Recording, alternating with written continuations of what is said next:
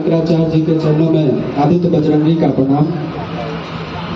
महाराज जी, हमारा सवाल है, जिस तरह मुसलमानों को पढ़ने के लिए मदरसा बनाया गया है, ईसाइयों को पढ़ने के लिए चर्च मिशनरी स्कूल बनाया गया है, हिंदुओं को पढ़ने के लिए गुरुकुल क्यों नहीं बनाया गया है? यह तो प्रथम शिक्षा मंत्री कौन हुए? हिंदू है क्या? नेहरू जी से पूछिए। I am accidental Hindu. Bharat को प्रथम प्रधानमंत्री ऐसे मिले जिन्होंने कहा था आई एम एक्सीडेंटल हिंदू। और प्रथम शिक्षा मंत्री, मानव संसाधन मंत्री किनको बनाया उन्होंने? मुल्ला साहब को बनाया। बुरा ना मानो, होली है। एक हमारे सहपाठी थे रिजवान सिद्दीक, मिडिल स्कूल, वो कहते थे उन दिनों, जहाँ तुम्हारे बगल में ही बैठूंगा और मुझे कहीं चैन नहीं पढ़ते समय। हमने संकेत किया सबके पूर्वज सनातनी वैदिक आर्य सिंध होते, क्या नहीं क्या गुरुकुल क्यों नहीं? इसलिए कि गुरुकुल होगा तो इन राजनेताओं की दाल नहीं गलेगी।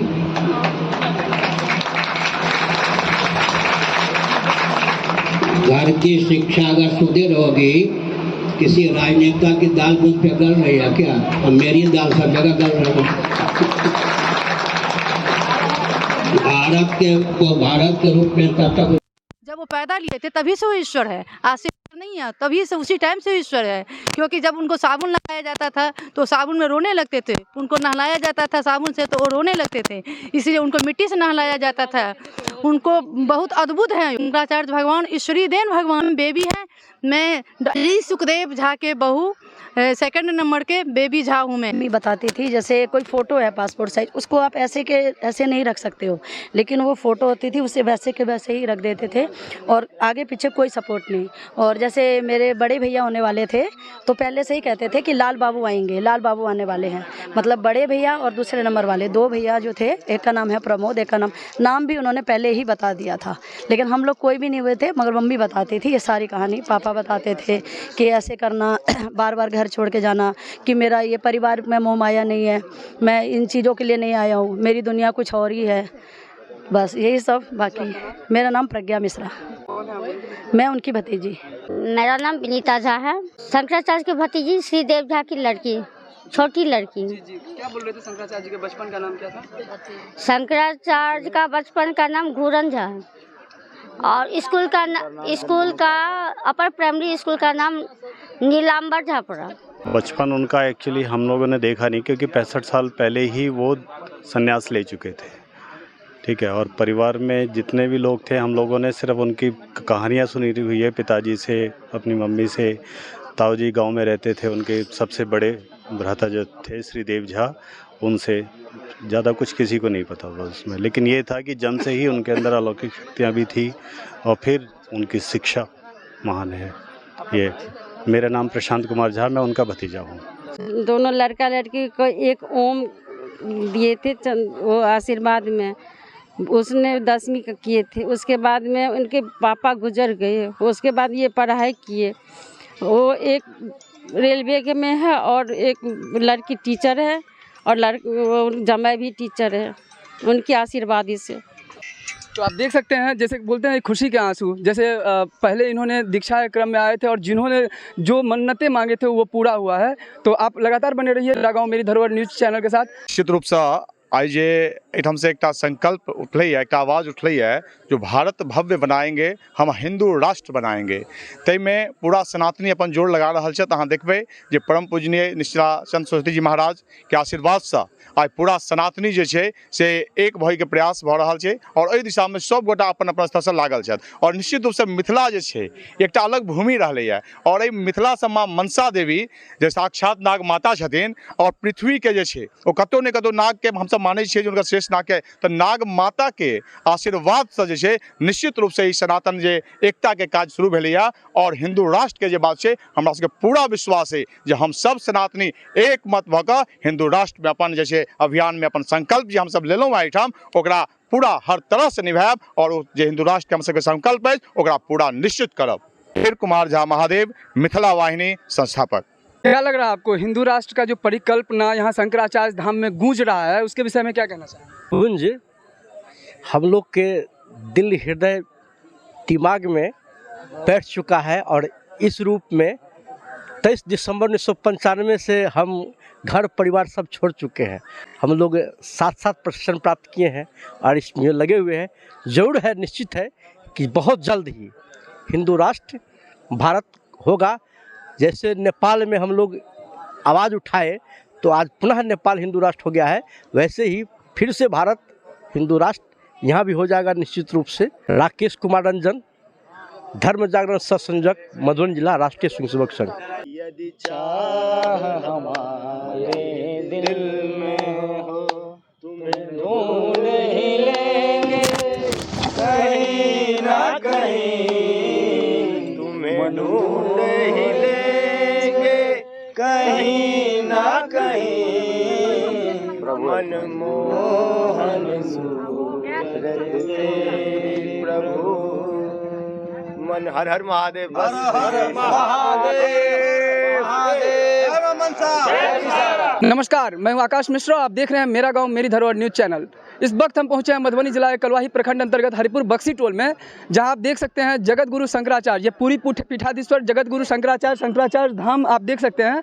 हमारे पीछे आपको देख रहे हैं कि यहाँ पर लाखों श्रद्धालु भक्त यहाँ पर जिस समय जगत गुरु शंकराचार्य जी के द्वारा यहाँ मंदिर में प्राण प्रतिष्ठा कार्यक्रम हुआ था, पूरे देश से यहाँ पे लोग आए थे। और जिस तरह का श्रद्धालु, कहीं ना कहीं भक्तों का यह आस्था रहता है और आस्था का केंद्र बिंदु बन रहा है ये शंकराचार्य धाम। और जिस तरीके से सनातनी हिंदुओं के लिए बहुत बड़ा यहाँ से संदेश जा रहा है कि हम भारत भव्य बनाएंगे, हम हिंदू राष्ट्र बनाएंगे। और यही परिकल्पना लेकर के यहाँ पर जितने भी आप भक्त देख रहे हैं, ये तमाम भक्त यहाँ पर जमा है। और यहाँ आज दीक्षा क्रम में देश विदेश से लोग यहाँ पर आकर के दीक्षा भी लिए हैं। और इससे पहले हमने आपको बताया कि यहाँ के लोग, क्योंकि प्रत्यक्षम किम प्रमाणम, यहाँ के कुछ लोग जिनका पहले दीक्षा लिए हुए थे और उनका जो मन्नतें था वो पूरा हुआ था। और उस क्रम में यहाँ पे जो भक्त हैं उन लोगों के माध्यम से बताया जा रहा है कि कहीं ना कहीं ये शंकराचार्य धाम, और इस धाम में एक बहुत ही अच्छी खबर सामने आ रही है कि जगत गुरु शंकराचार्य, जो पूरी पीठाधीश्वर शंकराचार्य जी हैं, उनके द्वारा यहाँ पे वृक्षारोपण कार्यक्रम भी हो रहा है।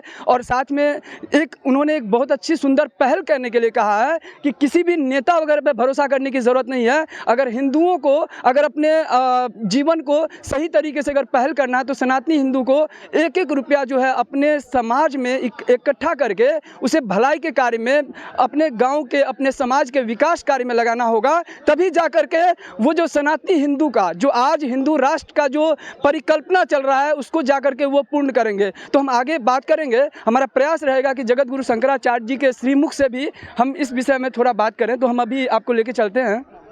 पीठाधीश्वर शंकराचार्य जी महाभाग ने संकेत किया कि जो मनुष्य होकर भी 24 घंटे में 5-7 मिनट भी भगवान के साथ संवाद का समय नहीं निकालता, उसका जीवन व्यर्थ है। उन्होंने कहा कि प्रतिदिन 15-20 मिनट भगवान के साथ संवाद कीजिए, उनको साक्षी रखकर अपनी वेदना निवेदित कीजिए।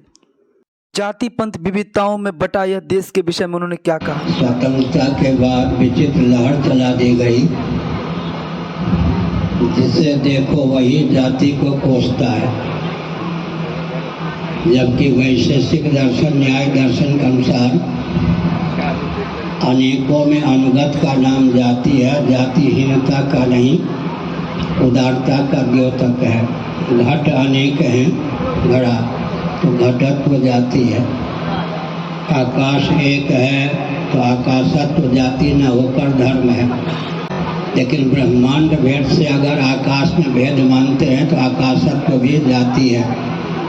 जाति धर्मा कुल धर्मा च शाश्वता, कुल धर्मा सनातना। गीता में अर्जुन का वचन है, पहले अध्याय में यह सिद्धांत वाक्य है। अर्जुन की चिंता यह थी कि संभावित युद्ध के चपेट में आकर कहीं सनातन जाति धर्म, कुल धर्म में विकृति न आ जाए, इनका विलोप न हो जाए। जाति के स्वरूप को, स्वभाव को, प्रभाव को समझकर इनका अनुपालन करना चाहिए। इनको कोसने पर सब विसंगति प्राप्त होती है। उन विसंगतियों पर ध्यान में केंद्रित करता हूँ। सावधान, हर व्यक्ति की जीविका जन्म से सुरक्षित हो, हर व्यक्ति का जीवन दुर्व्यसन मुक्त हो, मातृशक्ति का शील सदा सुरक्षित रहे। इसकी अमोघ विधा का नाम ही जाति व्यवस्था है, वर्ण व्यवस्था है।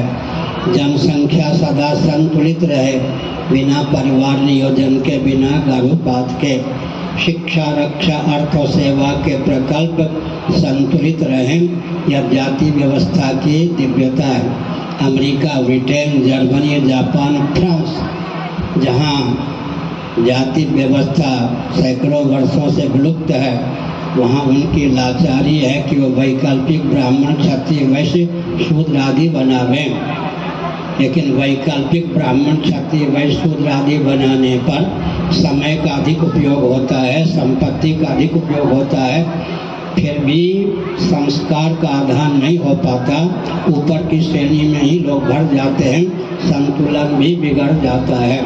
इसलिए जाति धर्म उन्मादपूर्ण नहीं है, इसके स्वरूप, स्वभाव और प्रभाव को समझकर इसका अनुपालन करना चाहिए। जाति के नाम पर जो विकृति पैदा की गई है उसके हम पक्षधर नहीं हैं। दूसरी बात यह है कि भेद का आलंबन लेकर ही निर्भेद परमात्मा तक पहुंच सकते हैं। सृष्टि का नाम ही भेद है, महाप्रलय में अभेद है। जो भेद निर्भेद परमात्मा तक पहुंचाने में समर्थ है, उस भेद का समादर करना चाहिए, उसको कोसने की आवश्यकता नहीं है। अगर कोई कोसता है तो उसकी अज्ञता ही सिद्ध होती है।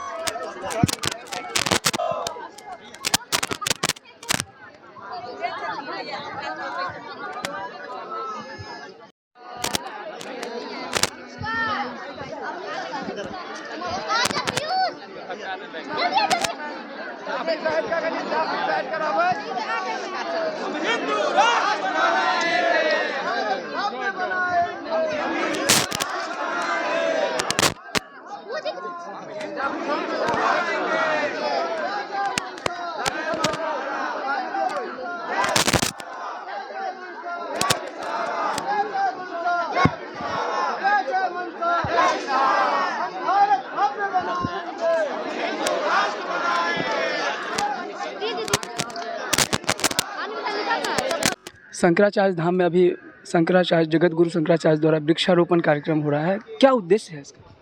इसका उद्देश्य ये है, सबको भी एक एक पेड़ लगाना चाहिए। एक पेड़ लगाना मतलब जीवन दान देना होता है। अगर आज मतलब पेड़ होता है, इसी वजह से हमारा जीवन है।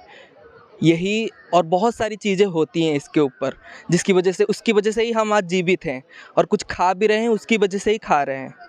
आज अगर उससे अम्लजान, ये सारी चीज़ें सब तरीके से पेड़ की वजह से ही हम जिंदा है। अगर वो चीज़ें नहीं रहेंगी तो हम भी जीवित नहीं रहेंगे। यही उद्देश्य है। शंकराचार्य धाम में एक जय घोष लग रहा था, जिसमें कि हम भारत भव्य बनाएंगे, हम हिंदू राष्ट्र बनाएंगे। अलग अलग जो है यहाँ पर जाति पंथ के लोग हैं, इसमें हिंदू राष्ट्र की परिकल्पना कैसे साकार होगी? पहले तो एक बात बताना चाहता हूँ, सबकी जाति एक ही है। सबके पूर्वज जो थे मनु और शत्रुपा जी के ही वंशज हैं सब, तो पहले से सबका जाति एक ही है। तो आप लोग ही ये सारी चीज़ें बना रहे हैं, ये अलग है, वो अलग है। इसी वजह से तो यहाँ मुस्लिम, क्रिश्चियन सब आते हैं। आपने स्टेज पर भी देखा होगा, गुरुजब के दोस्त जो आए थे वो भी मुस्लिम थे, वो भी आए थे। ऐसा होता तो नहीं आते। ये सिर्फ मन का भ्रम होता है, लोगों ने ही ये सारी चीज़ पैदा करके रखा है। ये चीज़ पे बिल्कुल भी गुरुदेव मान्यता नहीं देते हैं। सब इंसान एक ही होते हैं। आपका खून का तो अलग खून निकलेगा, उसका अलग खून निकलेगा, बिल्कुल भी नहीं। ये लोगों के मन में भ्रम है, ये चीज़ को बदलना चाहिए। आज जो वर्तमान परिप्रेक्ष्य में आप देख रहे हैं, पॉलिटिक्स यानी राजनीति में धर्म और धर्म में राजनीति, ये जो चल रहा है, जिस तरीके का यहाँ पे आप देख रहे हैं स्थिति, उस विषय में क्या कहना चाहते हैं? क्या ये कहाँ तक उचित है? ये तो सबको पता है कहाँ तक उचित है। इसके ऊपर मैं बोलना नहीं चाहता हूँ। इसके ऊपर तो आपको ज़्यादा पता होगा, क्योंकि आप भी माध्यम होते हैं कुछ चीज़ों का। और एक बात, ये जगत के गुरु हैं। धर्म का प्रतिष्ठा करना, ये सारी चीज़ें करना, ये गुरुदेव का ही काम है। और जैसे आपने थोड़ी देर पहले बोला, भारत भव्य कैसे बनेगा, इसका उत्तर ये है कि गुरुदेव हमेशा बोलते हैं हर घर से 1 रुपये प्रतिदिन, 1 रुपये 1 घंटा निकलना चाहिए। और वो गुरुदेव को नहीं दीजिए, किसी को भी मत दीजिए। अपने जो क्षेत्र है उसको उन्नत बनाने के लिए आप यूज़ करिए। जैसे 1 घंटा प्रतिदिन कोई भी घर से एक कोई निकलेगा साफ़ सफाई करने के लिए, उस जगह को अच्छे बनाने के लिए।